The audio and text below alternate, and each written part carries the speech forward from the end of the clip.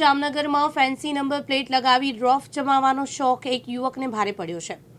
Command and control સેન્ટરની સતર્કતાના કારણે Activa પર લગાવેલી નકલી નંબર પ્લેટનો ભાંડો ફૂટ્યો છે. પોલીસે યુવકની ધરપકડ કરી કાયદેસરની કાર્યવાહી હાથ ધરી છે. જામનગરમાં એક યુવક પોતાની એક્ટિવા પર GJ10EK 1111 નંબરની ફેન્સી નંબર પ્લેટ લગાવીને ફરતો હતો. કમાન્ડ એન્ડ કંટ્રોલ સેન્ટરની નજરમાં આ વાહન આવતા ટ્રાફિક પોલીસે તપાસ શરૂ કરી. તપાસ દરમિયાન સામે આવ્યું કે આ નંબર વાસ્તવમાં રોયલ એનફિલ્ડ બુલેટ મોટરસાઇકલનો છે અને એક્ટિવા પર ખોટી રીતે લગાવવામાં આવ્યો હતો. પોલીસે વધુ તપાસ કરતા એક્ટિવા ડિક્કીમાંથી અસલી નંબર પ્લેટ GJ10EK 1508 મળી આવી હતી. પૂછપરછ દરમિયાન યુવકે માત્ર રોફ જમાવવા માટે ખોટી નંબર પ્લેટ લગાવી હોવાનું સામે આવ્યું હતું. પોલીસે પૃથ્વી રમેશ નાડિયાપરાની ધરપકડ કરી CTB ડિવિઝન પોલીસ સ્ટેશનમાં ગુનો નોંધ્યો છે. પોલીસે BNSની વિવિધ કલમો હેઠળ કાર્યવાહી હાથ ધરી છે. સાથે જ નકલી નંબર પ્લેટનો ઉપયોગ અન્ય કોઈ ગુનાઓમાં થયો છે કે નહીં તે દિશામાં પણ તપાસ શરૂ કરી છે.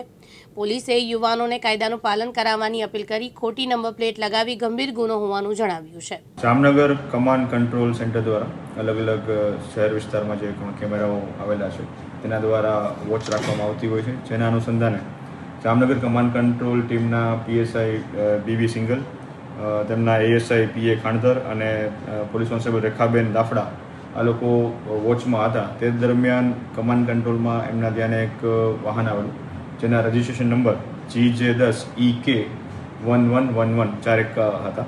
આ શંકાસ્પદ વાહન જણાવ્યું હતા. તેની વિગતો ચેક કરતા જે કેમેરામાં એક્ટિવા વાહન દેખાઈ આવતું હતું, જેની ડિટેલ્સ ચેક કરતા એ ખરેખર રોયલ એનફિલ્ડ વાહન આ નંબરનું હોવાનું જાણવા મળેલું હતું. જે બાબતે શંકાનું સમાધાન કરવા માટે સ્થળ ઉપર ટ્રાફિક બ્રાન્ચના હેડ કોન્સ્ટેબલ SN વાળા એ સ્થળ તપાસ કરતા જે જગ્યાએ આ વાહન હતું તેની સ્થળ તપાસ કરતા ખરેખર આ વાહન જે છે એક્ટિવા જણાયેલું અને જેમાં ખોટો નંબર પ્લેટ એટલે કે જે 4 વાળો જે નંબર પ્લેટ ખોટી લગાવેલી હતી એ જણાવેલી હતી. અને જ્યારે એની જે મૂળ જેનું ખરેખર સાચો નંબર પ્લેટ હતો જે હતો GJ10EK 1508 જે એની એક્ટિવાની ડેકીમાંથી મળી આવેલો હતો.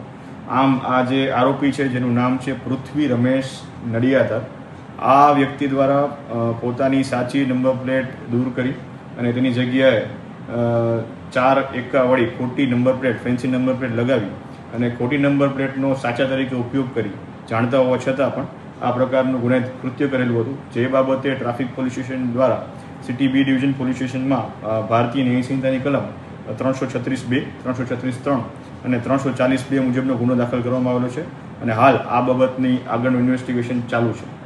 સાહેબ, કેટલા સમયથી નંબર પ્લેટનો ઉપયોગ કરતો હતો તે બાબતની તપાસ હાલ કરવામાં આવશે કે અગાઉ આ નંબર પ્લેટ કેટલા સમયથી એમણે વાપરેલી હતી તેમજ આ વાહનનો ઉપયોગ અન્ય કોઈ ગુનાહિત પ્રવૃત્તિમાં થયેલો છે કે કેમ તે બાબતની પણ તપાસ કરવામાં આવશે.